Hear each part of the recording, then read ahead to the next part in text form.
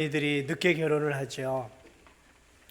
제가 20대 때만 해도 그 당시 이렇게 청년들 주변의 분위기를 보면 30살 이전에는 결혼을 해야 한다라는 일반적인 젊은이들의 마음들이 있었어요. 그래서 보통 20대 중반 또 후반대에 이렇게 결혼들을 했던 것으로 제가 기억을 합니다. 그러나 요즘에 이 젊은이들을 보면 30 전에는 잘 결혼을 하지 않으려고 하는 시대적인 흐름이 있는 것 같습니다. 갈수록 결혼도 늦어지다 보니까 이제 결혼을 하지 않고 살아가는 사람들도 생각보다 많이 참 늘어난 것 같아요. 이제 당사자들이야 결혼이 이제 좀 늦어지고 해도 좀 마음 편하게 지낼 수 있을지 모르지만 사실은 자녀가 혼기에 찼는데 아직 결혼하고 있지 못하면 그 부모의 마음은 참 많이 애가 타는 법이죠.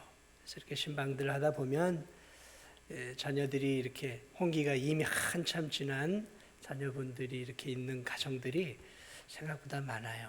그러니까 이 부모의 마음은 참 애가 많이 타는 것이죠. 그렇게 그런 마음이 들 법도 하지 않겠습니까? 더 늦기 전에 좋은 배우자를 만나 빨리 결혼도 해야 되고 또 이렇게 자녀도 낳아야 되잖아요.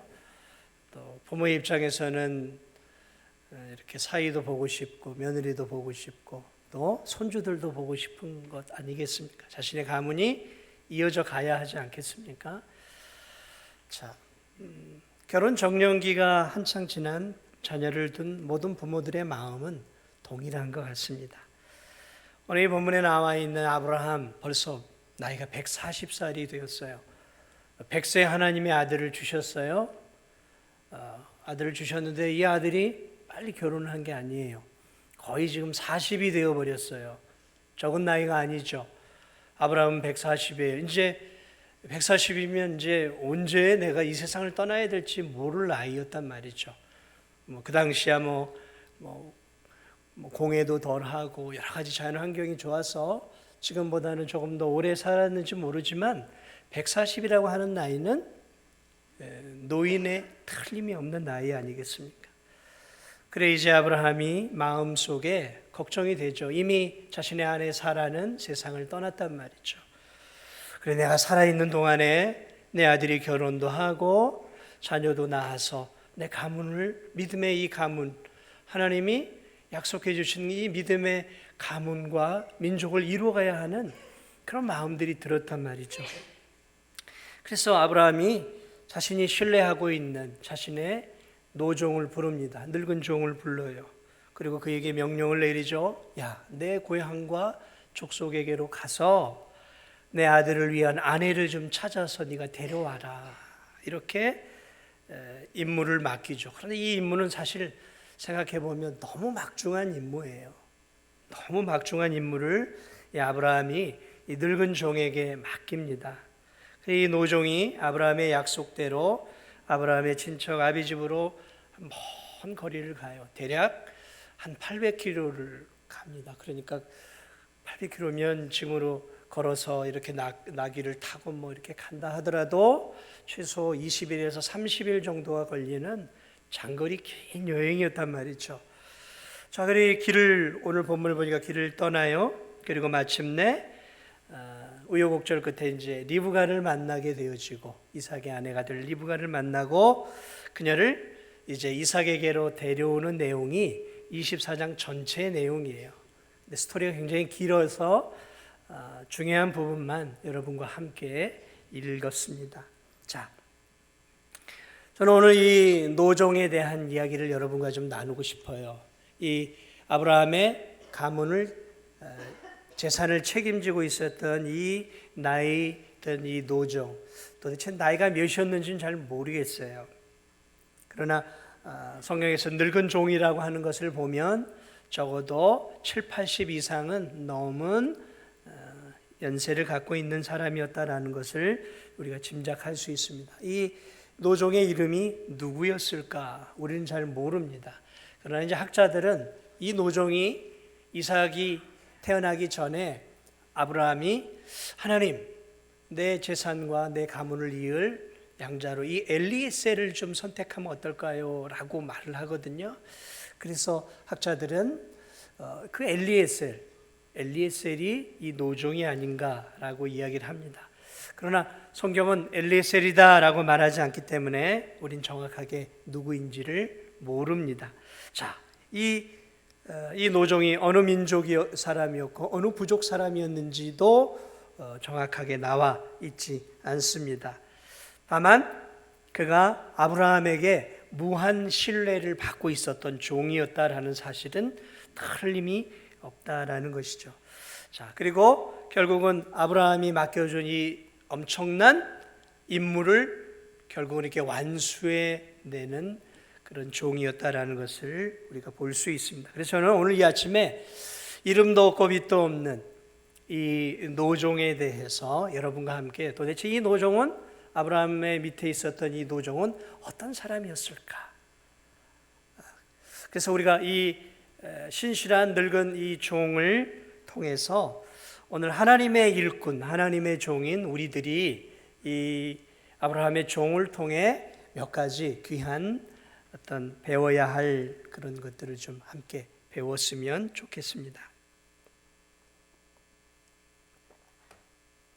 자, 이 노종은 먼저 중요한 특징이 있는데 주인이었던 아브라함에게 대단히 충성스럽고 성실한 종이었다라는 사실을 알 수 있습니다. 충성스럽고 성실한 종이었어요. 24장 2절을 보면 아브라함이 이 늙은 종에게 자신의 모든 소유를 맡겼음을 알 수 있습니다. 아브라함은 당대 거부였어요. 거부입니다. 그저 갑자기 이렇게 조금 이렇게 부자 된 게 아니라 거부예요. 거부. 그런 이 큰 재산을 누구에게 다 위탁을 시켰냐면 이 노종에게 야 네가 관리하고 책임져 하고 전적으로 위탁을 했다라는 거죠. 자, 믿음의 사람 아브라함이 믿고 신뢰할 만큼 이 노종이 얼마나 충성스러운 종이었는지를 우리가 짐작해 볼 수 있다라는 것이죠. 아브라함이 믿고 자신의 전 재산을 맡겼단 말이죠. 그때나 지금이나 자기의 재산을 잘못하면 어떻게 되겠습니까? 요즘 은행에서도 은행 일하는 사람이 그렇게 몰래 이렇게 이제 막 배임도 하고 횡령도 하고 이런 일들이 일어나잖아요. 자, 얼마든지 마음만 먹으면 아브라함의 눈을 속이고 착복할 수 있었을 거예요. 그러나 오늘 이 종은 그러지 않았던 것 같아요.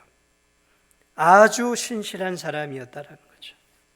믿을 만한 사람이었기에 아브라함이 자신의 전 재산을 다 맡겼어요. 요셉이 이집트 노예로 팔려가지 않습니까? 그때 바로의 군대 장관 보디발이라고 하는 집의 노예로 팔려가죠. 그런데 이 주인이 가만히 요셉이 일하는 것들을 보니까 이 요셉이 얼마나 주인에게 충성하고 열심히 일하고 성실하게 일했는지가 보이기 시작을 해요. 그래 간지 얼마 지나지 않아서 이 보디발이라고 하는 이 이집트의 큰 권세와 부를 갖고 있었던 군대 장관이 야 네가 우리 집 다 관리해.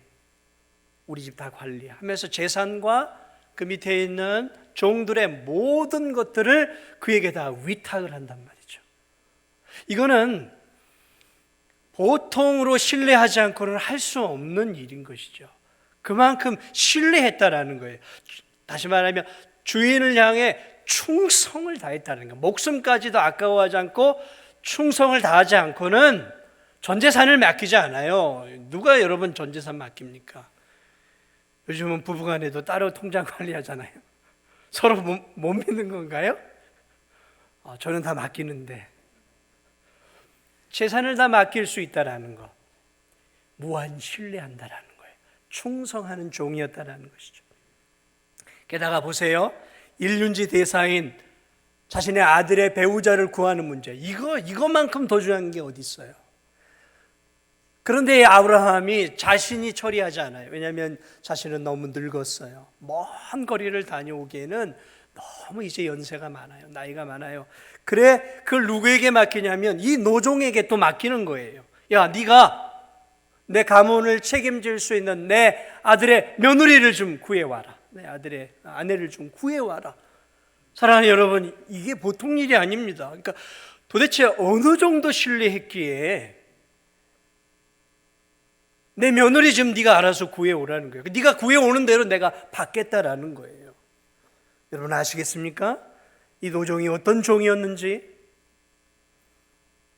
무한 신뢰를 할 수 있을 만한 충성스럽고 아브라함을 위해서라면 목숨도 아끼지 않고 드릴 만큼 자신을 온전하게 아브라함을 위해 살았던 진짜 종이었어요. 사랑하는 여러분, 아브라함이 이 늙은 종에게 맡긴 일은 사실은 거의 불가능에 가까운 일이었어요. 내 친척 아비 집으로 가서 데려와라. 어떤 며느리인지에 대해서는 딱 하나만 이야기해요, 아브라함이. 그만큼 무한 신뢰를 한 거죠. 내 친척 아비 집으로 가서 구해와라라는 거예요.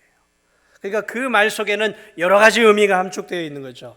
그러니까 혈통을 보존해야 한다는 의미도 있지만 또 내 가문을 이끌 여자는 믿음의 여자가 되어야 되지 않겠냐라는 그런 것들을 깔고 있는 거예요.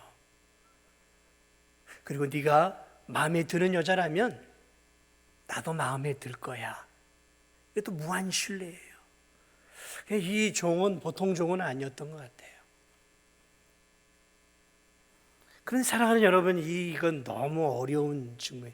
만약 여러분에게 제가 여러분에게 집사님, 권사님, 내가 집사님, 권사님에게 내 아들 며느리 좀 맡길 테니까 좀 며느리 좀 구해 주시오.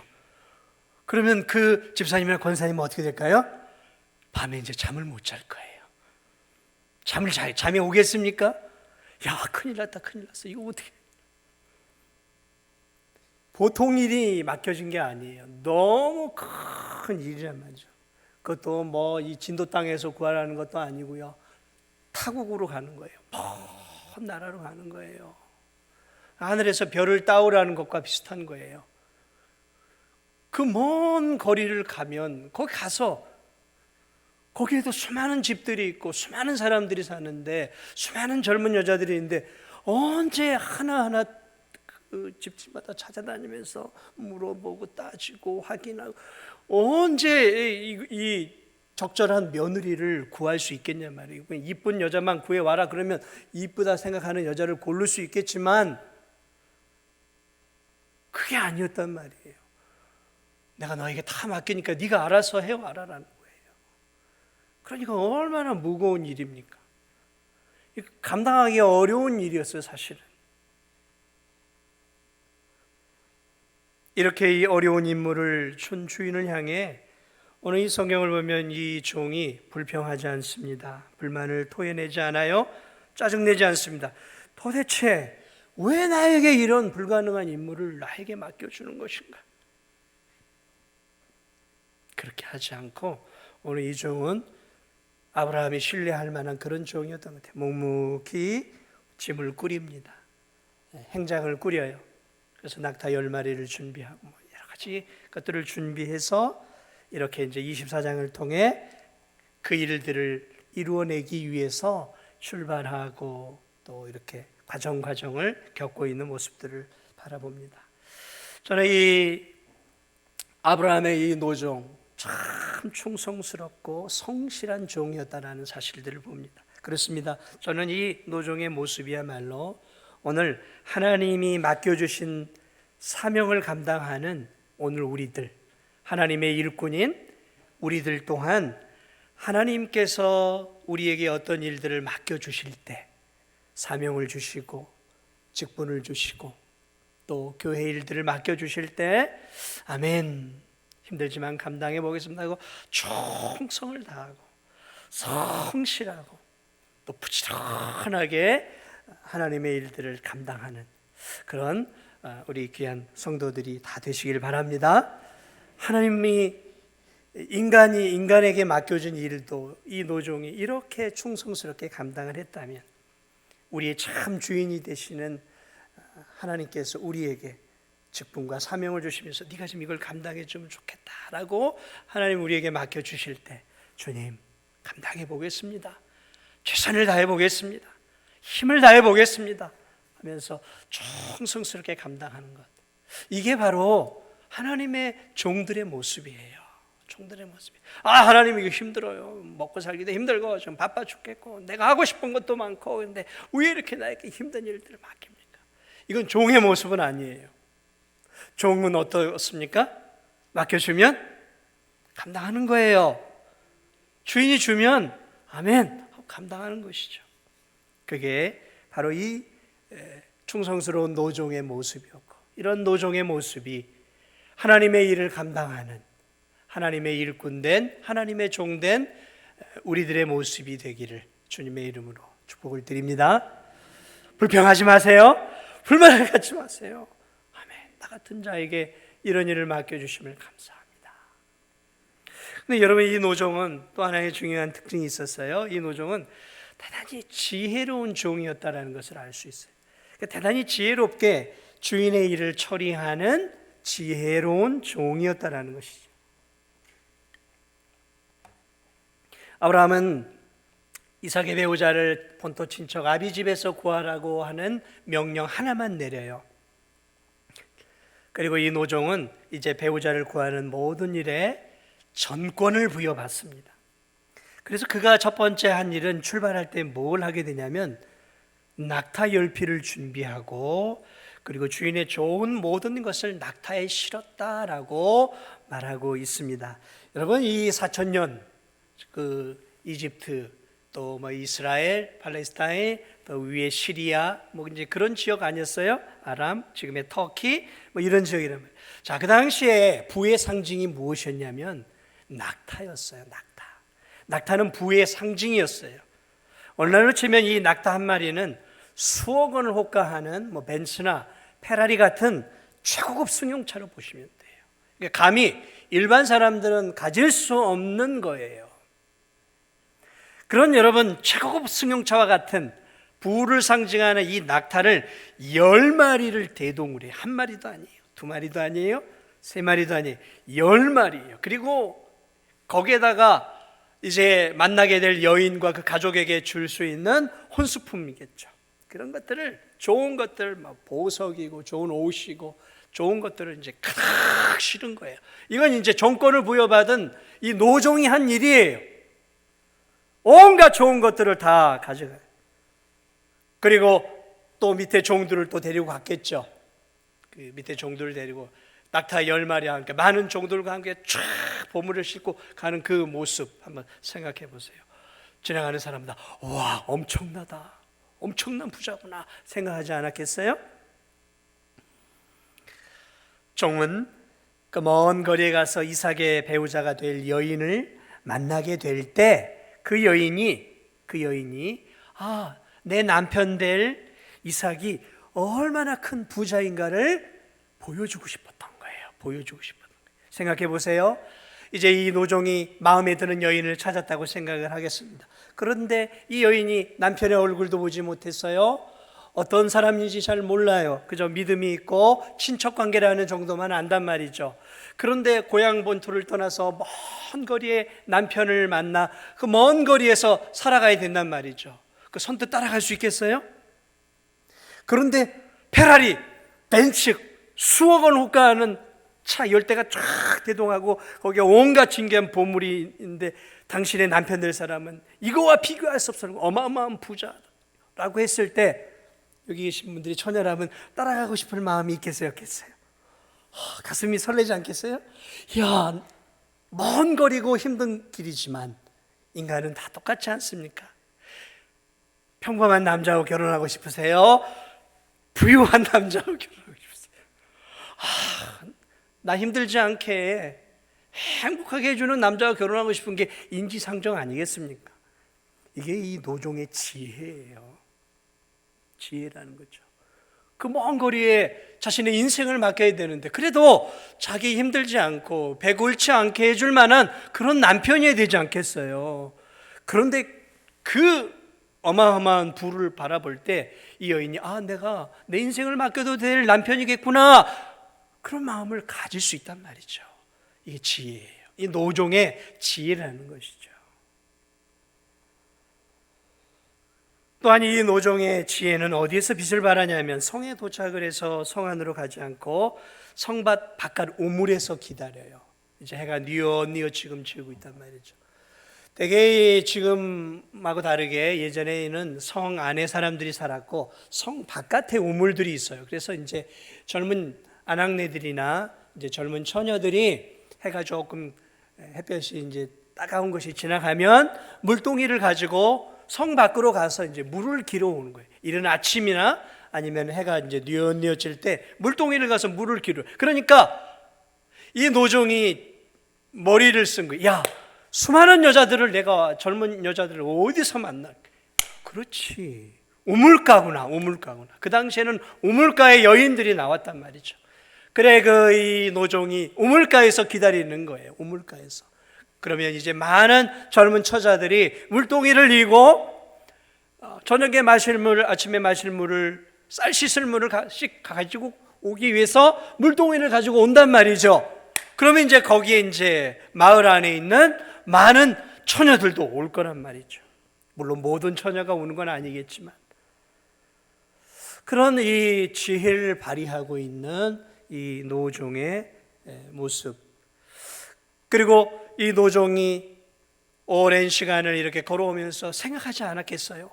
도대체 어떻게 내가 이삭의 아내 될 여자를 어떻게 만나야 되는가? 그리고 어떤 여자를 얻어야 되겠는가? 생각하지 않았겠어요? 그래, 믿음도 있어야 돼. 친척이어야 되고 믿음도 있어야 되겠지. 믿음의 가문을 이끌어가야 될 이삭의 며느리로서는 믿음의 여인이 되어야 되지. 믿음. 그 다음에 또 어떤 여인이 되어야 될까? 그래, 아브라함이 생각했을 거예요. 이 여인이, 이 노종이 생각했을 거예요. 그래, 그래도 한 가문을 이끌 여자라면 착한 여인이 되어야 되지 않겠는가? 마음 씀씀이가 넓어서 여주인으로서 종들과 또 수많은 짐승들에게 아량과 사랑을 베풀 수 있는 착하고 마음 씀씀이가 따뜻한 여인이 되어야 되지 않겠는가? 그런 생각을 했겠죠. 종들을 잘 대우하고 짐승을 잘 배려할 수 있는 마음 따뜻한 여인이 이제 아브라함을 이어 이삭의 아내가 되어야 되지 않겠는가? 겸손한 여인이 되어야 되지 않겠는가? 또 자신을 희생하고 헌신하는 큰 식소들을 이끌어갈 수 있는 건강한 여인이 되지 않겠는가? 나름 이런 것들을 정립을 했단 말이죠. 근데 어떻게 해야 하는가?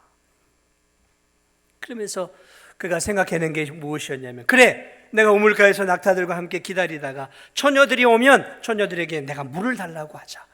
그래서 물을 달라고 했을 때 나에게 물을 주고, 그리고 저 낙타들에게도 내가 물을 주겠습니다라고 말을 자발적으로 하고 그 많은 낙타들에게 물을 주는 여인이 있다면 그 여인이야말로, 소녀야말로 이삭의 아내로 적합하지 않겠는가? 이 노종이 자기 나름대로 지혜를 짜내어서 만들어 내었단 말이에요.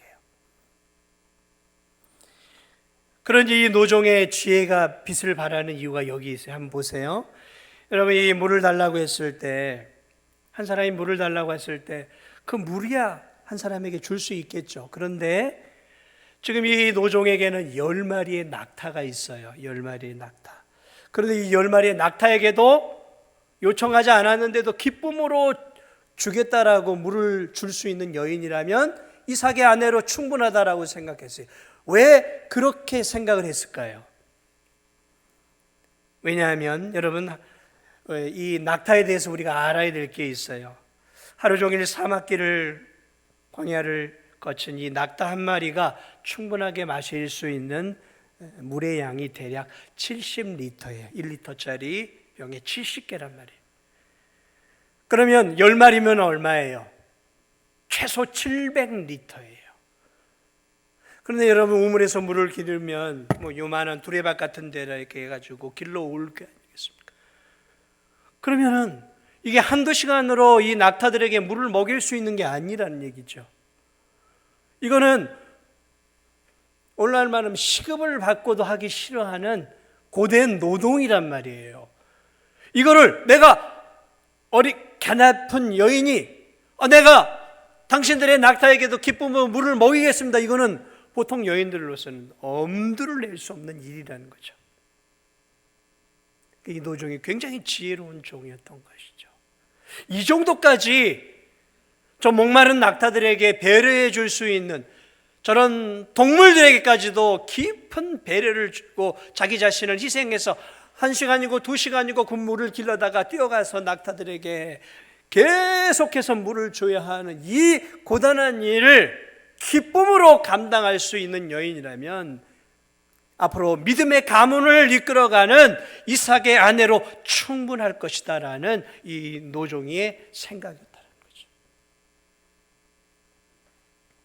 지혜로운 종이었다는 것이죠. 그런데 놀랍게도 하나님이 그 지혜를 받으세요. 그리고 첫 번째 만나는 여인이 누구였어요?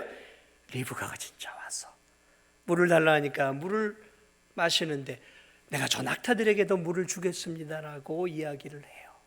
그리고 그 낙타들에게 물을 다 제공을 해요. 아브라함의 노종이 묻습니다. 어느 집 딸이요? 물어봤더니 아브라함의 동생의 손녀예요. 정확하게 맞아들이는 거죠. 기가 막히게 맞아들이는 거예요. 모든 것이 한순간에 이루어져 버려요.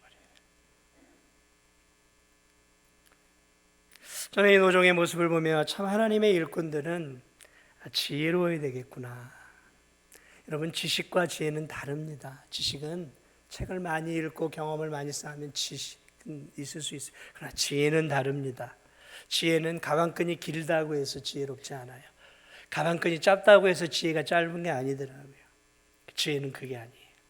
지혜는 하나님이 주시는 거예요. 하나님 주시는. 지혜의 근본은 여호와시거든요. 굉장히 지혜롭게 일을 처리. 사랑하는 여러분, 충성스러운 하나님의 종들의 특징은 지혜가 있습니다. 제가 보니까 그래요. 정말 하나님을 위해 충성을 다하고 머리를 쓰고 어떻게 하면 내가 하나님의 일들을 잘 감당해 볼까 애를 쓰는 그런 종들의 특성이 있는데 지혜로워요. 하나님의 일들 감당하려고 하다 보면 하나님 뭘 주셔요? 지혜를 주시더라고요. 그래, 이 맞물려 있구나. 이 맞물려 있는 거예요. 타고난 지혜가 아니라 맡겨진 사명을 감당하기 위해서 최선을 다할 때 사실은 이 노종도 하나님의 일을 지금 하고 있는 거잖아요. 하나님 지혜를 주시는 거예요. 저는 우리 성도들이 올 한 해 충성스러운 일꾼, 하나님의 일을 충성스럽게 감당할 때 저는 그 충성스러운 일꾼들에게 하나님이 지혜도 주심을 믿으시기 바랍니다. 그냥 적당히 하려고 하는 하나님의 일꾼들에겐 지혜 안 주셔요. 지혜를 얻을 수 없어요. 그러나 충성을 다하고 하나님 나라를 세워가려고 몸부림치며 은혜를 구하고 애를 쓸 때 하나님 지혜를 주셔요. 그런 지혜가 충성스럽게 하나님의 일들을 감당하는 우리 성도들에게 있기를 예수님의 이름으로 축복을 드립니다. 저는 마지막으로 이 노종의 모습을 하나만 더 여러분과 나누고 싶어요. 여러분, 이 노종은 충성을 다했고 최선을 다했어요. 그런데 이 노종은 진짜 지혜로운 종이었어요. 왜 지혜로운 종이었냐면 이게 내 힘으로 안 된다는 걸 알았어요. 이게 진짜 하나님의 일꾼의 특성이에요. 이게 나 혼자 내 힘과 내 지식으로 하는 데는 한계가 있다는 것을 알았어요. 그렇죠. 그 정보 하나 가지고 뭐나만 타국해서 어떻게 이 믿음의 가문을 이끌어갈 수 있는 최적의 여인을 얻냔 말이죠. 이건 불가능한 일이에요. 이 노종은 이게 불가능하다라는 것을 알았어요. 자기의 힘으로. 그래 이 노종이 나홀의 성에 도착하자 이렇게 기도합니다. 12절을 보세요. 우리 주인 아브라함의 하나님 여호와여, 원하건대 오늘 나에게 순조롭게 만나게 하사 내 주인 아브라함에게 은혜를 베푸소서. 이 노종은 하나님께 이삭의 아내를 찾는 사명을 지금 잘 감당할 수 있게 해달라고 하나님께 기도하고 있잖아요. 기도하고 있어요. 그렇습니다. 이 종은 자기 자신을 신뢰하지 않았어요. 그는 마음을 다해 하나님을 신뢰했어요. 자신을 의지하지 않았어요. 하나님을 의지하고 있어요. 아브라함이 자신에게 준 임무가 거의 불가능에 가까운 임무라는 것을 알았지만, 나는 할 수 없지만 하나님이 나와 함께 하시면, 하나님이 나를 도우시면 얼마든지 내가 이 임무를 해낼 수 있을 것이라는 믿음을 가지고 이 노종은 어려운 임무를 감당하기 위해서 길을 떠난 거예요. 자신만만하게 길을 떠난 게 아니라, 그래도 내가 할 수 있을 거라는 자기 확신 가운데 떠난 것이 아니라, 그는 이미 길을 떠나기 전부터 하나님을 의지하고 하나님을 신뢰하면서 믿음의 길을 떠났다라는 것이죠. 기도가 여기에서 나와 있는 것뿐이지, 오늘 이 노종의 모습을 보면 이 노종은 이미 믿음의 종이었고 기도하는 종이었어요. 그는 임무를 맡았을 때부터 이미 기도했을 거예요. 하나님, 어떻게 해야 하겠습니까? 하나님께 은혜를 구하면서 그는 행장을 꾸렸고, 하나님께 지혜를 구하면서 그는 길을 떠났던 거예요. 그리고 마침내 그 성에, 큰 성에 도착해서 하늘의 하나님 앞에 이제 공식적으로 기도를 하는 거예요. 하나님, 나로 하여금 순적하게 이 일들이 진행되게 도와주옵소서. 무슨 말입니까? 하나님, 내 힘으로는 안 됩니다. 내가 가진 지혜로는 한계가 있습니다. 하나님, 나는 연약합니다. 그러니 하나님이 도와주세요. 하나님이 해 주셔야 됩니다. 여러분, 이게 지혜로운 종, 이게 지혜로운 하나님의 일꾼의 모습, 이것이 바로 기도하는 종이 바로 하나님의 일꾼의 전형적인 특징인 거예요. 전형적인 특징. 기도하는 종. 하나님의 일꾼은 기도하는 거예요. 하나님의 사람은 기도하는 사람입니다. 무엇을 하든지, 직장 생활 가운데서든, 가정을 꾸리는 일에 있어서든, 자녀를 키우는 일에 있어서든, 사업을 확장하는 일에 있어서든, 직장에서 내게 맡겨진 일들, 또 사람들과의 만남과 관계 속에서 언제나 기도하는 거죠. 하나님, 좋은 관계를 갖게 하시고 그리스도의 향기를 드러내게 하시고, 내게 주어진 일들을 하나님, 내 힘으로는 감당할 수 없습니다. 주님이 도와주셔야 됩니다. 주님이 붙잡아 주셔야 됩니다 하고 기도하며 엎드리며 하나님의 은혜를 구하는, 기도하는 사람. 여러분, 이것이 하나님의 일꾼의 가장 중요한 특징이에요. 기도하는 점. 기도하지 않고 하나님의 일을 하는 것, 그건 도박을 하는 것과 같아요. 기도하지 않고도 하나님의 일을 잘할 수 있겠죠. 하나님 기뻐하실까요? 야, 너 나 없이도 잘하는구나. 하나님 없이, 하나님을 의지하지 않고, 기도는 하나님을 신뢰하는 거예요. 기도는 하나님을 하나님으로 인정하는 거예요. 하나님은 나의 하나님이시고 나의 주인이시고 인정하는 거죠. 그러니까 기도하지 않고 공부하고, 기도하지 않고 미래를 준비하고, 기도하지 않고 사업하고, 기도하지 않고 하나님의 일을 하는 것은 하나님을 인정하지 않는 거예요.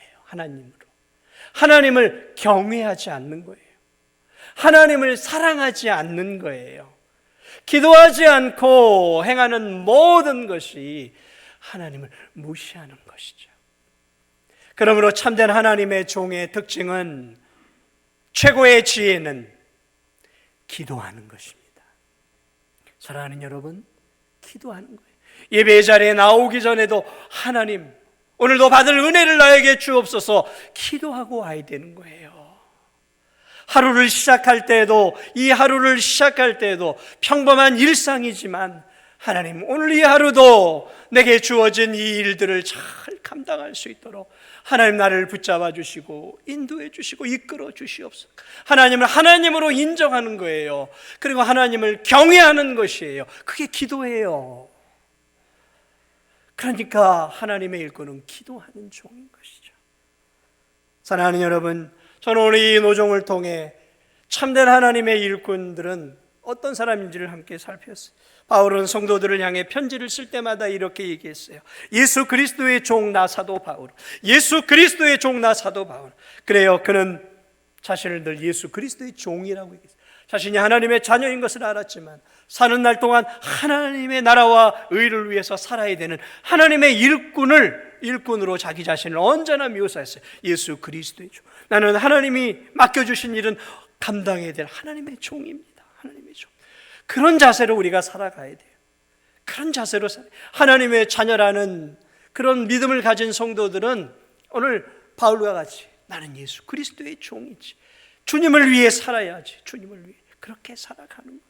이 땅에 오신 하나님의 아들 예수 그리스도, 하나님과 동동했던 예수님도 요한복음 5장을 보면 자기 자신을 이렇게 묘사하고 있어요.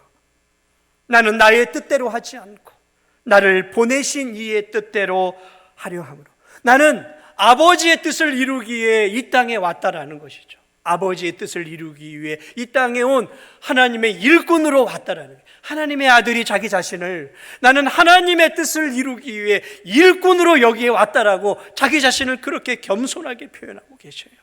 그렇다면 오늘 살아가는 우리들도 동일해야 되지 않겠습니까?